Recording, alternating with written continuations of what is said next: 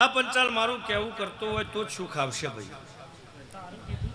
તે તારી મેરડીની ભેગી થઈ ગઈશું, તારા ઘેર કવા તોય મટાડ્યું છે અને તારા ઘેર સુખ ને શાંતિ હાલી.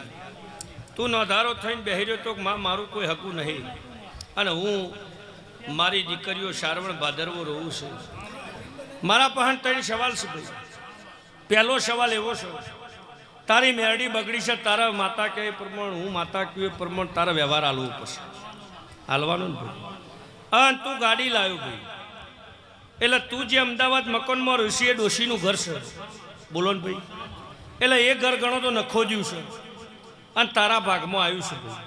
તે ઈમો કના કના ભાગ ભાઈ?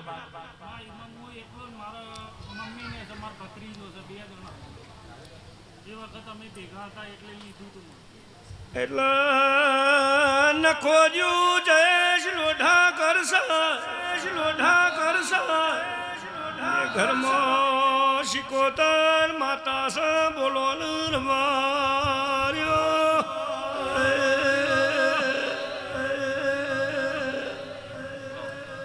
જા ભાઈ આજથી 525 રૂપિયા શિકોતરના નામથી મેલી દેજે અને શાંતિ નાલ દેહમાં દેરું ના કેવું.